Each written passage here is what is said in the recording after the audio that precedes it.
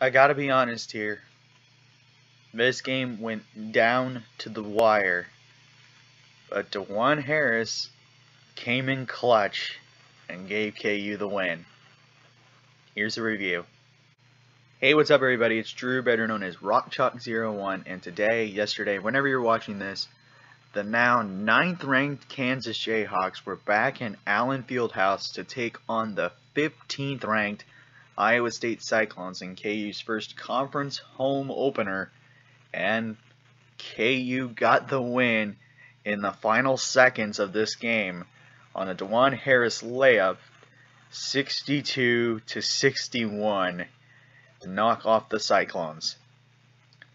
I was at the game, and for about 5 seconds, and I'm kind of being a little bit dramatic here, but still, there's times I could not breathe because of how nail-biting this got, and thank God I can breathe now and I'm here to tell you this.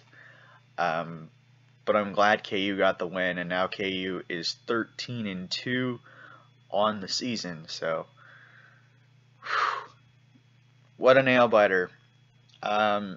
Both teams did not shoot the ball very well, and I'm just going to put that out there. Both teams struggled, but it all came down really to defense and, honestly, bad ref calls. I don't know how many bad ref calls were in this game, and they were pretty bad. Let's see. A couple that I can name off the top of my head.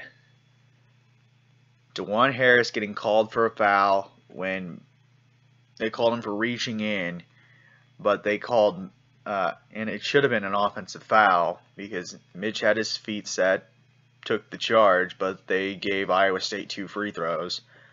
That was the start of it. They called Christian for a couple bad fouls as well.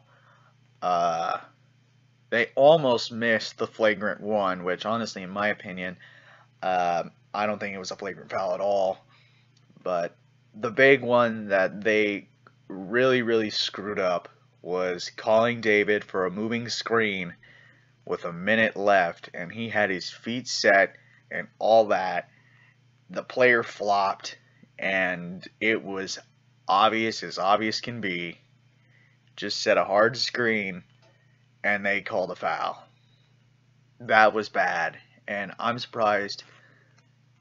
Allen Fieldhouse fans have class. I'm going to be honest, because there was times where I was like, some fans are obviously going to chuck something onto the floor because that was a terrible call. And sure enough, when that happened, Iowa State turned around and made a bucket to give them the lead. Granted, that didn't last, but still. Anyway, about that,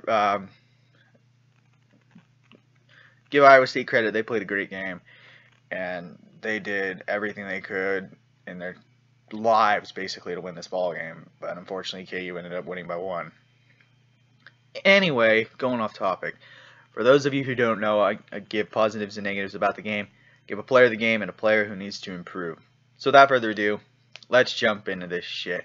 So one big positive that I have in this game was actually a thing that was a negative in the last game, and that was rebounding the ball. Honestly, as KU struggled to rebound in this game, surprisingly, KU actually won the rebounding battle against the Cyclones. KU out-rebounded Iowa State 33-32, and yeah, honestly, rebounding the ball needed to be better, and honestly, some of the guys who played actually started grabbing rebounds. I mean, just before, I mean, we had 2 guys with 7, 2 guys with 4, another with 3, and 2 guys with 2. So, and there was also 2 guys who didn't grab a rebound, but also both guys were only 6 foot, so, or less. But 33-32 on the glass. The points in the paint, unfortunately, was a struggle, but KU did much better scoring the ball in the paint, as unfortunately Iowa State did win the points in the paint battle, but it was a lot closer than it was originally against the Texas Tech Red Raiders. It was 28-24 in favor of the Cyclones. KU won the second chance points battle, winning that one 11-10, and fast break points 7-4. Another big positive was KU at the free throw line. A big positive here, as KU actually shot the ball very, very well at the stripe, going 3 for 4 in the first half and 11 of 14 in the second, which makes the entire game percentage 78% from the charity stripe for the game, and actually shot better from the stripe than Iowa State did. Iowa State only shot 64% from the free throw line, so a lot of good things there. And then forcing turnovers, Iowa State had 12. KU scored 13 off those turnovers. But there is some big problems that will come up with my negatives, and here they are. And it was turnovers and fouls. Holy cow, the fouls were bad. 15 fouls on KU. That was the trouble, with Mitch getting the most with 4.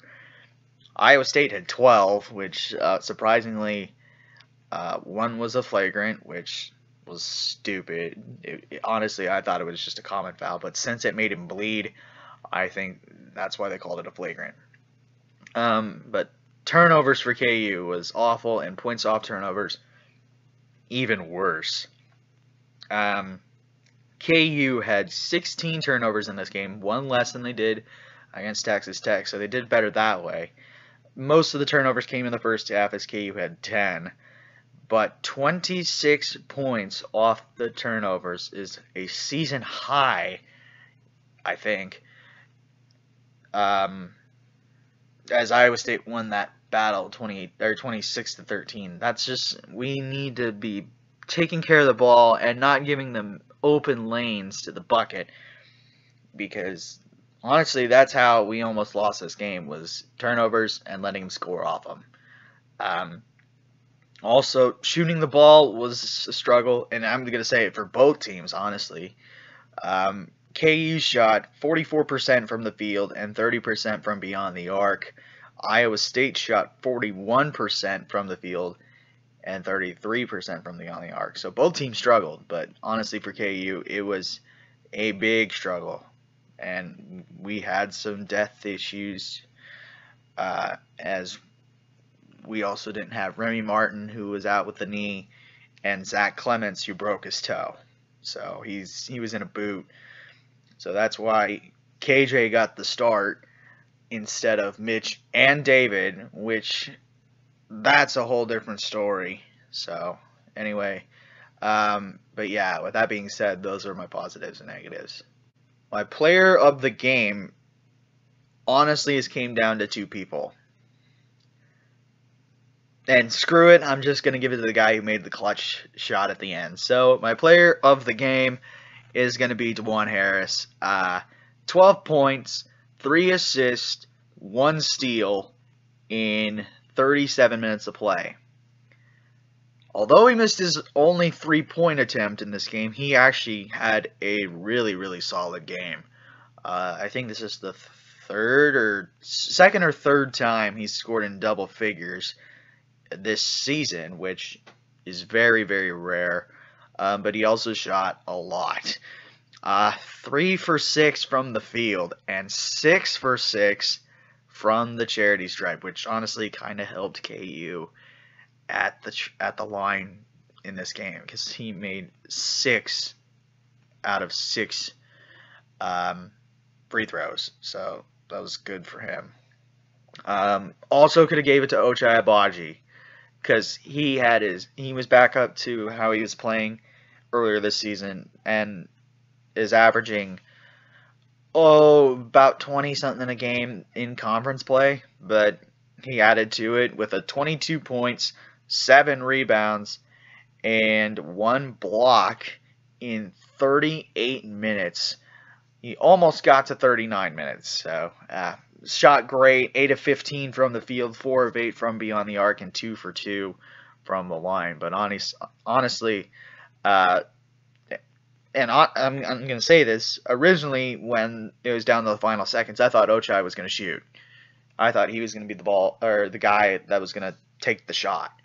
And Dajuan ended up getting the ball. He actually honestly thought he should have got fouled, but there should have been a foul called, but they didn't call it because normally Big 12 refs never call anything when it's a tight game and someone wants to draw a foul. Normally they're not going to call it, so they didn't.